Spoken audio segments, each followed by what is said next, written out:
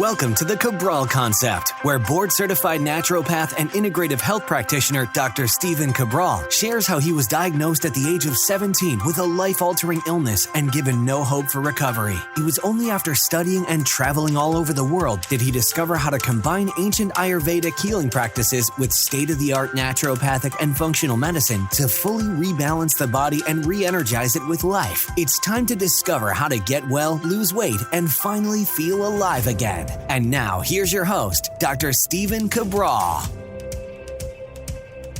everyone, and welcome back to the Cabral Concept. Great to have you with me here today. Looking forward to getting into another Training Thursday show. Now, on yesterday's show, we went over all of the signs of protein malnutrition, or a diet that is too low in protein. So, of course, I figure the next question would be, well, I'm not someone that eats a lot of protein. I don't want to eat a lot of meat. Could I do certain protein shakes? And what I wanted to do today was review the type of protein, whether it's in a protein shake or you're eating it as a food, that you want to stay away from. There's been numerous studies done on this particular type of protein. People go back and forth and debate them all the time, but what I want to show you is this. There are commonalities amongst these studies and the actual nature of the food itself that we know is harmful to the human body. So that's what I want to cover today. It's not going to be a big dramatic show, but what I want to do is make sure that you know this information and that you can pass it on to others in your own health practice. If you're a personal trainer, if you're a yoga instructor, if you're an integrative health practitioner, etc., that you can share that with others. And then also you could share it with friends, family, that they do not want to be using this particular type of supplement. Now, at the same time, I want to say I am not against any nutritional supplement company that might be selling this type of protein. I don't believe that they're necessarily bad, because you can look at research and you can see the research that this particular product called casein, I'll explain what that is in a moment, can actually help with satiation. It can help with fat loss. It can help with those types of things. So if they're looking at just that research, I understand where they're coming from. I don't think they're bad people. I don't think they're a bad company necessarily. However, I will tell you this, most supplement companies are simply marketing companies, that's it. And they look for the cheapest quality protein powder or vitamins, as we've seen before with cyanocobalamin and other types of cheap B vitamins, and they put those in their products so they can make the greatest profit on every single sale that they make. Well, that's obviously not ideal for the end user. And I always believe that if you're creating a product, it should be something that you would give to your own family and yourself. If it does not pass that standard, you shouldn't be making it. And I really hope that in the future, more people really follow that particular thought process as well. So why are so many companies then marketing this, or I should say making casein protein? And the reason is that it's pretty much one of the cheapest protein powders out there. So it's sometimes called milk concentrate, sometimes called casein hydrosylate. There's a casein micellar, or micellar, I believe. And they're all forms of casein. It's how they're processed that actually makes it a little bit different. So those are the two main forms that you're typically going to see, but anything milk-based is going to have casein as 80% of its protein. So if you look at that, then you can understand that casein would be in all dairy for the most part, except for whey protein, which makes up about the other 20% of the protein in dairy. Dairy would be cheese and milk and yogurt and those other types of dairy-based products as well. Well, so whey protein would typically then be a little bit more expensive, because gram for gram, like if you take a gram of powder that comes from milk, well, you're only going to get about 20% of that as from the protein as whey, and 80% is casein. So casein is much cheaper, much more abundant to come by, and a pure whey protein, though, will not have the casein in it. This is not my endorsement for whey protein. Simply put, that I would not be consuming casein protein. And we're going to go over of why. So if you look at it, casein protein, or casein, we'll just call it for today, think of a glass of milk. So a glass of milk contains about 7-8 grams or so of protein. Now, when you look at that, that's going to then be about 5 to 6 grams of casein. Okay, because we're going to take about 80% of that. So if we look at that, we say, okay, 5-6 grams of protein of casein from your typical glass of milk. So you'd say, okay, well, there are a lot of people that are proponents of raw milk, and I'll get back to that towards the end of the show. But what I would say is this, even if you're a proponent of milk, whether it be goat's milk or sheep's milk or even cow's milk, we're really talking about cow's milk or so today because just of the growth hormone-based qualities of it. But think about this. You get about 30 grams of casein in a serving of a protein powder. So that's the equivalent to drinking about 6 glasses of milk. And most people would never even imagine that, never even dream of that. And that's why, when you look at it, you can say, oh, well, that's very anabolic. So people say it's anabolic. It helps with muscle growth. And I don't deny that. I mean, drinking of food that we know is anabolic, we've known that from Ayurvedic times, it's a kapha promoting food. That means that it's going to promote all the qualities of kapha. So it's going to increase growth of the body. It can increase muscle growth, that's for sure. But it can also increase mucus production. It can increase any of the things, congestion, that go along with the kapha body type as well. So yes, it is anabolic, and I don't deny that. That's why I try to be as unbiased as possible on all of these shows. So it does increase growth of the body, and that's why a lot of bodybuilders use it. And a lot of people just, again, they don't even know. They pick up a quick protein shake on the go, and they never read the ingredients. If you go to your local Rite Aid or CVS and you grab one of those protein shakes, it's going to have most likely some type of milk concentrate in it, some cheaper concentrate, and that's going to contain a lot of that casein-based protein. But this is also why, of course, babies are going to get their mother's milk, right? It's going to be more anabolic. It's going to increase what's called IGF-1, insulin growth hormone or insulin growth-like factor. And what that does is it causes someone to grow. And that's a good thing when you're a baby. It's a good thing as you're a little kid. It's totally different. But it's also why when you use it as an adult, we've seen studies that have increased cardiovascular risk. We've seen studies increasing blood pressure, and we've seen studies increasing cancer risk, specifically colon-based cancer as well. And the reason is that casein is very difficult to break down. It causes a lot of people digestive and GI-based issues. And part of it is that part of it's resistant, the protein's resistant to being broken down. And it actually begins to ferment in the gut. And as it ferments in the gut, lower down in the intestine, it can actually begin to create cancer-like metabolites. And those metabolites are something called carcinogenic phenolic compounds. And what happens here is it just sits there and ferments, starts to decay and rots. And so we, of course, do not want that. Now, the interesting thing, and the reason I bring this up is that we have so many people on a low carbohydrate diet that the only way to counteract a lot of these proteins putrefying in the intestines, today namely casein, is with digestive resistant starches or soluble fibers. But right now we have people depriving themselves of carbohydrates, especially vegetables, which just doesn't make any sense at all. And so they're going to potentially suffer a lot of the consequences of having a higher protein diet and a very low carb diet. And this can lead to then colon-based protein fermentation, which can also lead to colon cancer. And there's plenty of studies on this, and you can just type that right into Dr. Google and you'll be able to find those, as well. So this is one of the many reasons that I'm not an advocate of casein protein or milk-based proteins. Think of this as milk protein in general. But there's another reason, and I've spoken about this before. It's one of the same reasons as gluten. Well, there's an opioid that's released, or it mimics a natural opioid, and it's called casomorphins. And casomorphins actually have an addictive quality to them. And what happens is this addictive quality of when we're given this opioid, it actually starts to suppress the immune system. So if you're dealing with autoimmune-based issues right now, I can't recommend enough staying away from milk, staying away from most dairy products, and absolutely staying away from casein-based protein supplements. Super important to do that. And again, I can't recommend that enough.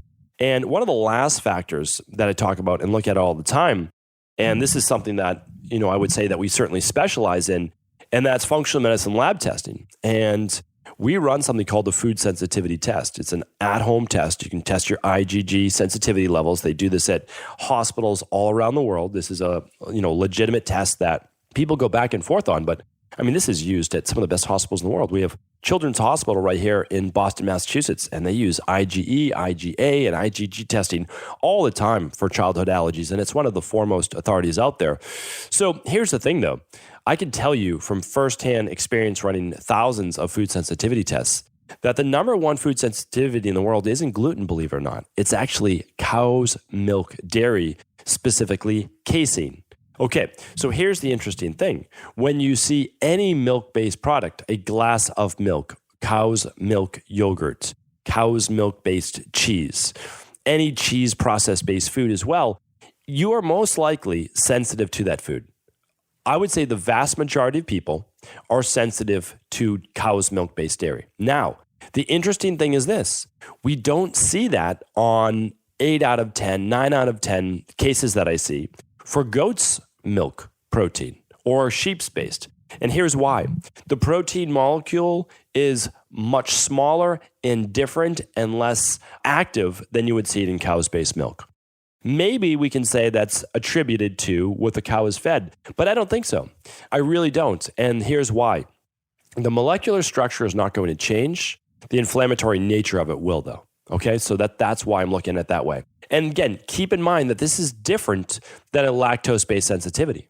A lactose sensitivity means that you cannot handle the sugar in dairy, right? Because you do not contain enough of the lactase, which is the enzyme that we naturally produce when we're much younger that helps to break down the sugar in milk called lactose. Now, you can take all of the enzymes that you would like, and we have a great enzyme called gluten and dairy support. And what it does is it allows you to, when you eat gluten or dairy, to help break down those specific sugars, okay? So that works great, and it works great with beans. If you have a bean set, like if you get gas with beans, legumes, hummus, chickpeas, anything like that, taking 2 of those before the meal absolutely works great. So I use that myself, the gluten and dairy support, when I'm having a cheat meal or a flex meal or something like that. I bring it to a barbecue, whatever it might be. And I'll have it if I have, black beans or vegetarian-based protein.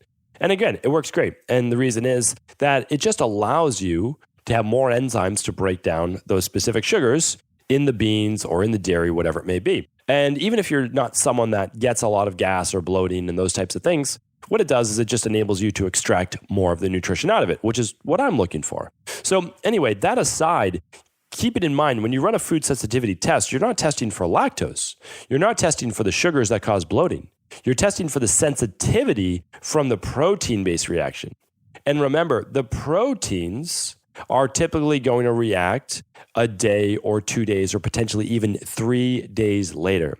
And if you have not read or if you've not actually listened to my podcast on the hidden symptoms of food sensitivities, I really recommend you check that out because they do not cause the bloating, the gas, the hives, or anything like that right away. Those are immediate reactions. Those are more IgE reactions. And I teach that in the Rain Barrel Effect, and I teach it in the Integrative Health Practitioner course and certification as well. But what we're looking for is an IgG sensitivity. These things cause skin rashes and headaches and brain fog and fatigue and inflammation in the body, which could cause a number of different issues, right? So check out the previous podcast on all the specifics. So what I want you to understand from today's show is that there is potential for this particular protein in dairy that could cause cancer, that could cause digestive issues like bloating, that could cause cardiovascular-based issues, whether it be vascular blood pressure or heart-based. It can cause food sensitivities as well. So yes, while you can point to the studies on fat loss and you can point to the studies on satiation, I would still be very careful with that. That's what I call kind of cherry picking your favorite studies to use that then to market that particular product. And I don't think that we need that in this industry anymore. I really don't, because there's enough great products out there that you can find all of the fantastic studies to back up fantastic products, and that we don't have to potentially put people in harm. But here's always the issue. People can use a casein product. Now, I remember back when I was doing a lot of my own natural bodybuilding, not quite 20 years ago, but let's say like 15, 16 years ago or so. When I see that, I say, yeah, we had whey protein, we had casein protein, we had milk protein concentrate. And then you can say, okay, 20 years later, well, I don't have cancer, I don't have this, I don't have that. But I'll tell you right now, I weighed 35 more pounds than I do right now. And most of that was muscle. And I was training hard and heavy, and I was taking in 300 grams of protein a day. And hopefully you tuned into yesterday's show and you certainly can go overboard, that's for sure. Today's show, by the way, if you go to stevencabral.com/114, you will see all of today's show notes. So stephencabral.com/1147. Yesterday's show on the 9 signs you're not eating enough protein would be 1146. Well, I was far from that. I was eating 5-6 times a day, typically 6 times a day, because I was trying to get in a massive amount of calories as well to try to put more weight and mass on my frame. Well, I can tell you at that point, maybe my body looked muscular. Maybe it looked like I was in great shape, but I was in horrible shape on the inside. So I was really dealing with bronchitis-based issues, get pneumonia like every other month. And, during the wintertime, of course, here in New England where it's very damp and cold. And I had poor range of motion. I had a lot of inflammation. I certainly had GI-based issues. So, there are always trade-offs, right? And when I stopped using those things because I did a food sensitivity test, I felt so much better. And again, I didn't drastically reduce my protein, but I switched it. So I'm not telling people to totally negate the amount of protein they take in. Of course, 300 grams is way too much, no matter who you are. And that certainly is not healthy for the body as well. All of that needs to be broken down and absolutely does tax the kidneys, even if you look at it for simply water-based needs. Now, there will always be naysayers and there will always be tiny fractions of the population that say, well, I've been using it for 30 years and I feel fine. Or I drink a gallon of water a day with my protein, so it's fine. And that's fine. And again, I don't know that I can ever reach those people, and I may not need to, because they simply might have the robust genetics where they can do anything and get away with it. And that's great, but some of us can't. And I know my body can't, and I know a lot of people that I work with in my practice can't. It's one of those things where people say, well, my grandfather lived to 92 years old, had a scotch every night, smoked a cigar, and, never wore a seatbelt when driving. And I'm like, how can I compete with that? I don't know. Well, maybe you're your grandfather. You might be, but are you willing to take that chance? That's what I always ask people. Are you willing to roll the dice and say that you're not going to get cancer in your 50s or 60s or 70s?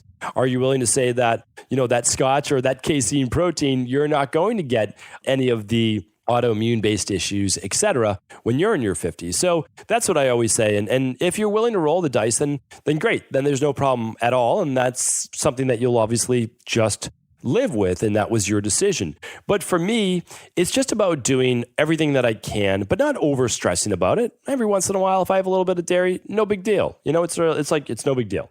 So here's the thing.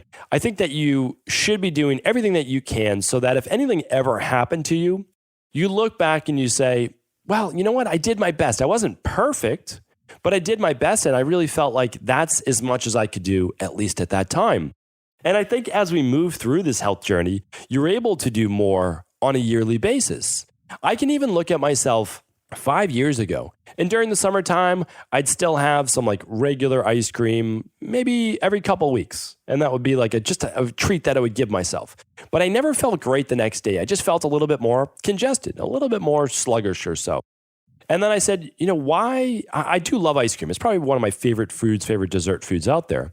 But now in the summertime, I can just say, I'm going to have some coconut milk ice cream. And I don't get those same feelings and congestion, all that the next day. I feel I enjoy it just as much. Maybe it doesn't have the 100 flavors of when I go out to ice cream, and maybe I have to have it, in my own freezer. But every once in a while, then great.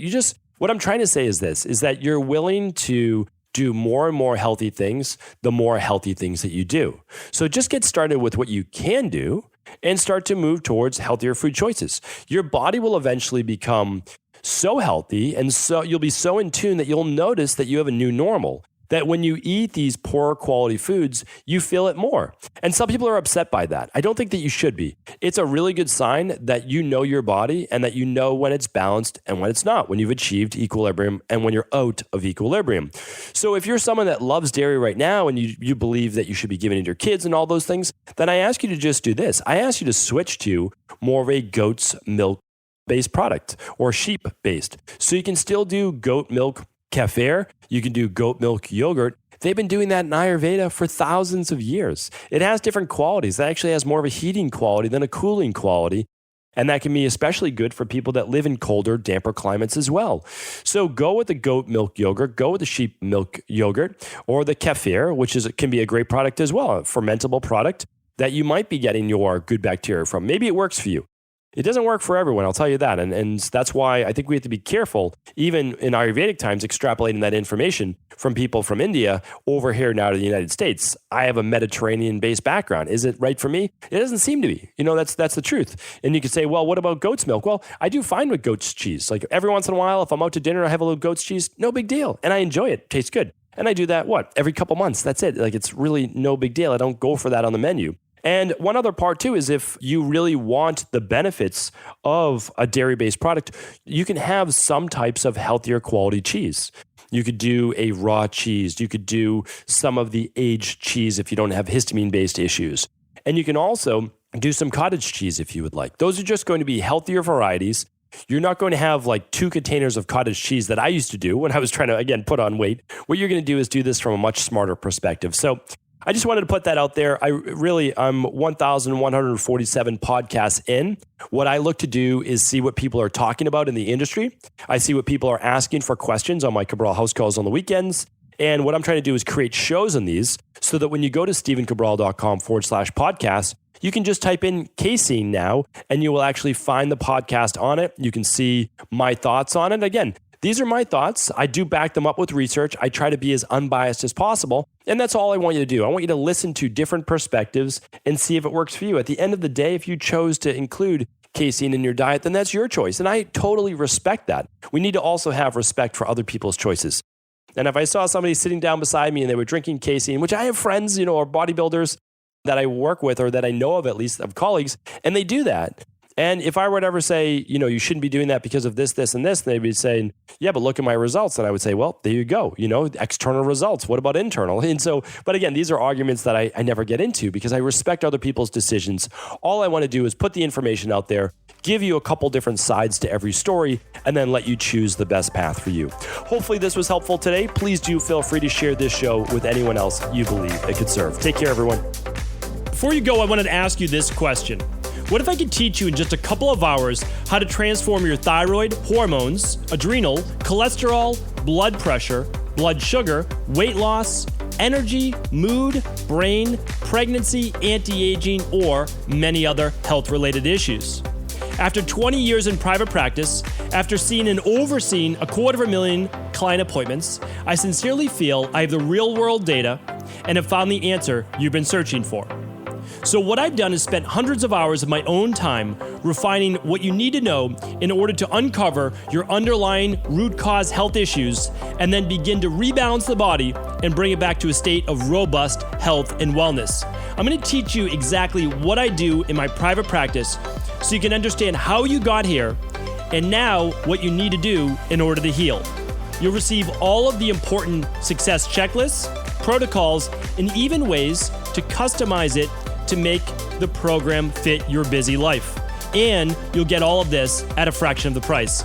Let me save you the time, money, energy, stress, and frustration of not knowing what to do next. Instead of reading dozens of books on the topic and seeing multiple practitioners, I will condense everything that you need to know in just a few hours of video tutorials that you can watch and listen to anywhere. Together, we will make this healing process an enjoyable one that you can take with you for the rest of your life. I wish you all of the best of health and happiness, and I hope to be able to guide you on your healing journey through my Health Results Accelerators. Simply choose the health imbalance you're currently suffering from, and by the end of today, you'll know what went wrong and how to get well again. I guarantee it. For details, head over now to stevencabral.com/courses.